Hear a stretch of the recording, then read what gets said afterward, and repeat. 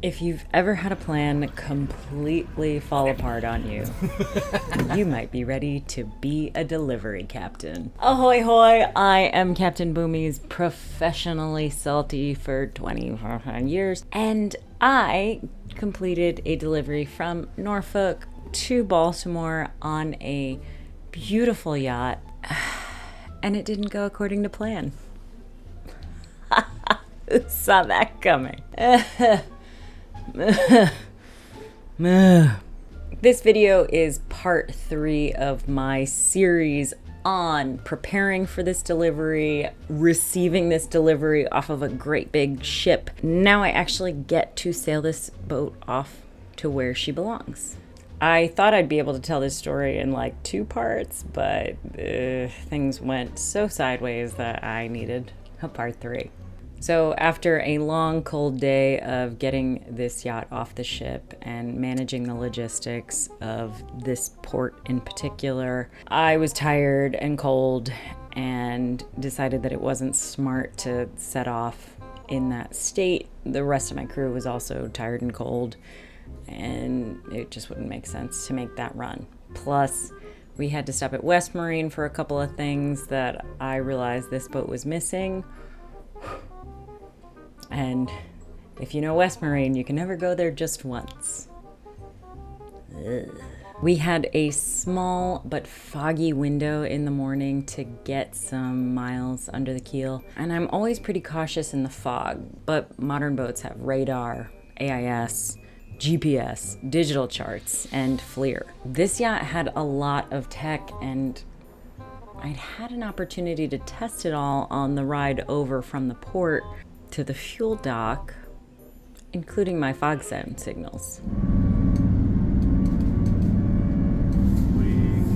We only had to worry about the fog for about an hour in the morning while it burned off. I knew we would need to put in at about 10 a.m. on this first day because things were gonna get way too spicy weather-wise. Here's where I made a mistake. Out of an abundance of caution, we were moving slowly through the fog. So we were in an awkward spot when it was time to pull in at 10 a.m. to wait out the really nasty winds that we came up against. Here's where I have some regrets. I should have just stayed at that very first marina that we stopped at and waited out the weather until later in the week. I could have even gone home and not charged the client for additional days of captain and crew time, because it really should have only been a 10-hour run to get from Norfolk up to Baltimore. Regret is not a bad thing if you're a captain. You need to be able to rip apart your own decisions every time because it's good for the next voyage. If you can judge your own actions harshly, the next time you're up against a similar situation, you're going to make a better choice. Ego is the hardest thing to overcome when you get the title of captain. But boats with the newest technology, the safest boats, are always the ones that seem to have these major catastrophes.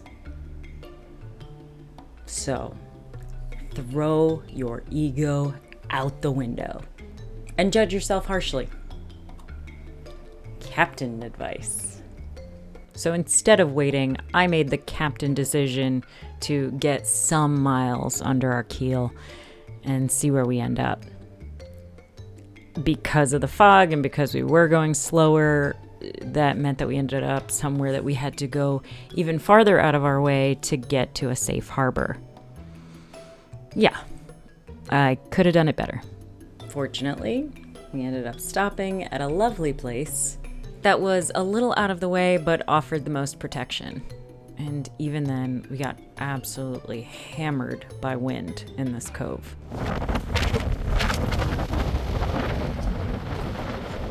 It's hard to capture on video how serious it is, so let me take you outside.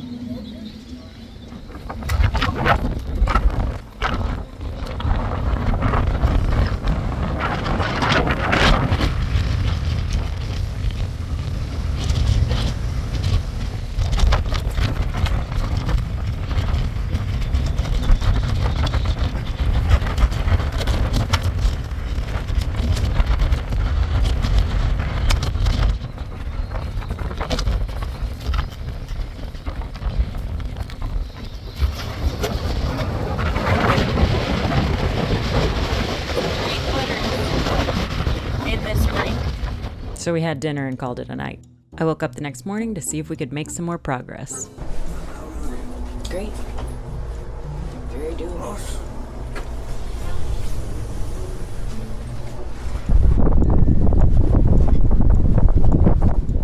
It was cold, it was a little windy, and I had woken up quite a few times to double check our fenders. But it was absolutely doable. So we got underway again. We're out of here. Bye guys, be safe.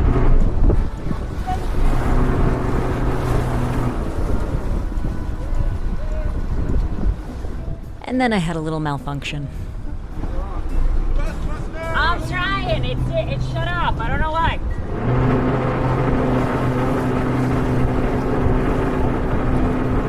Bye-bye. You're welcome, guys. Be safe.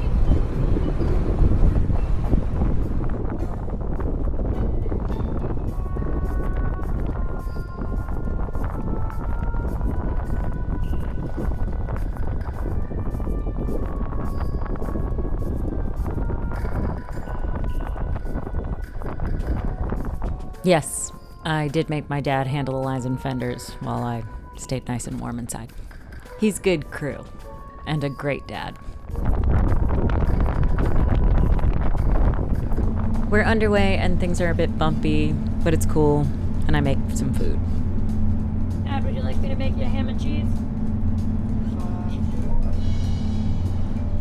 During my initial runs with this yacht, I was able to judge her seaworthiness, especially in the conditions that we had in the Chesapeake Bay at the time. I was dealing with some pretty gnarly swells just because the wind had been so consistent for so long and strong. I ended up particularly enjoying the hull shape, the straight windscreen with great visibility, and they were at the right angle to really wick the water away as we went. And I was also pretty impressed with her fuel economy. Not a bad burn rate. She's still a brand new boat, a pleasure boat. I would never expect an owner-operator to put this pleasure boat in these conditions, so I shouldn't either. Even though she's seaworthy, even though she's watertight, even though she's got the systems on board, this isn't what she's meant to do, and I'm not gonna push it. That being said, I might have pushed it a little bit.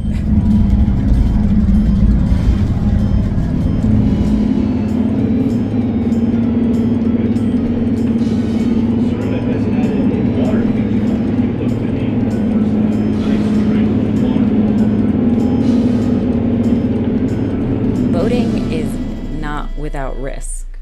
Walking outside is not without risk. Getting in your car is not without risk. But the job of a captain is to mitigate that risk to the best of his or her ability, especially for the safety of your crew, for the safety of the boat, and for the safety of others out on the water, and the safety of your client's wallet. It goes in that order.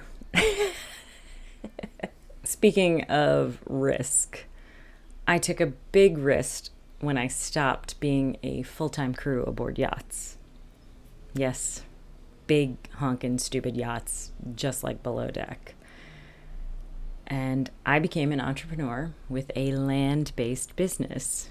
It's a beautiful little hair salon with a great staff, and more importantly, we launched a product line, and it is called Windward Curl. Yes, I have it in my hair today, and it's shiny, it's soft. It replaces the lipid layer of your hair if you've got it damaged by the sun and waves and wind, or if you're color treated and you've stripped it away. Shh. I don't know what you're talking about. And it makes it feel like kid hair. This feels soft and silky like my hair felt when I was much younger, and had, no grays at all. Like now. Deal with it. All right, plug over. What should have been an 8 to 10 hour run ended up becoming a 3-day event. I even took a break when we got close enough at our final stop and gave it a couple of days because the wind just kept kicking. Funny enough, I recorded that docking on the day that it was still blowing 30 knots, and I came into the dock and I made a funny little video about the fact that these boats are so easy to dock, it doesn't make sense for the weaker folks on board, or just the lazy ones like me, to be running around with lines and fenders. Those things are big and they're heavy on boats this size. Handling that joystick takes no effort at all. It's so easy, and it doesn't require like muscles and fuerte to get it done. Fuerte. So why wouldn't the fairer of the folks on board be handling the boat? Yes, it seems sexist. Maybe it is. I don't know. Okay, let me address some of the comments and concerns. First of all, I brought my husband and my father on this voyage. So yes, I had crew, and yes, I'm married. And second of all, yeah, there's a lot of risk here. It's very, very cold February in the Chesapeake Bay, going from Norfolk to Baltimore with a gnarly wind setup. I was asked if I had brought a life raft with us, and the reality is getting into a life raft in these conditions would essentially be a death sentence because it is so cold in the water. And if you've ever tried to get into a life raft, it's not easy. You get very splashy on the way. Plus, the average life raft rental is pretty expensive, even for short runs like this one. And at some point you have to evaluate risk to reward. I was never more than a mile from shore, so if we had started taking on water, or if something had happened, it wouldn't be hard for me to just turn perpendicular and run this boat directly aground. It would be safer for me and my crew to be able to stay out of the water, even if the boat is sideways. That's what I'm gonna do in an emergency situation where we're taking on water in the Chesapeake Bay. Had this been a bigger delivery where I'm supposed to go offshore, one, I wouldn't risk the wind conditions that we saw, and two, yeah, I would need to have some kind of immersion suits and life raft situation if we were going to do a bigger passage. But the reality is I don't do those high risk passages anymore. No, I'm pathetic and lazy and have a YouTube channel where I talk about other stuff and an adorable business that helps me to say no to captain work that seems too high risk. Oh yeah. Oh, wait, there we go. I really do love this product. I'm so proud of it. It's going so well. Thank you so much for anybody who's supported me so far. The best deliveries are boring. Remember that. You don't want exciting deliveries. And so I kind of made this a boring delivery by doing these very short, very slow hops. And you can see on this map where we stopped the first run, and then here's the second night, and then here's the third night, and then I waited a few days before I came back to the vessel and finished the delivery. I have a very good relationship with the client who I was delivering this boat for, and so they understand that my priorities are to maintain the integrity of the boat, to be kind to a brand new boat. I'm not trying to beat it up. I know I said that captains should pick themselves apart, so if I'm really going to be hypercritical of what my decision making was, it's that I saw the wind picking up midday of the day we were supposed to set off, and we could have run through the night with the equipment on board. I was just worried that I was too tired from the day of hopping from tender to boat and being out in the cold a lot. and I didn't know how up for it my crew was, and I wasn't sure when I could get rest in that process. It's a tough call. I probably could have done more that night and gotten us a lot farther in the dark. But one thing I never screw up, and is probably my best delivery tip, always pack soap and marine grade toilet paper. Trust me on that. If you're getting ready to do a boat delivery and you're having thoughts or emotions or feelings about it, please hit me up. My contact information is down in the description below. I love talking about this stuff. Please reach out. And also, I have a podcast. It's called the Funny Boat Podcast. You can find it somewhere, description, buttons, I don't know. And we have a hotline. So if you've got something fun to talk about, boating-wise, hit us up. But seriously, any captains out there, hit me up. My champagne glass is empty, though, so I'm going to go fix that and go listen to the Funny Boat Podcast and hit the subscribe button and the like button and buy things from me. I also have koozies available. Man, I'm shilling a lot. I'll get better at it. Or I won't. I don't know. The next video is going to be about my very first Mayday call.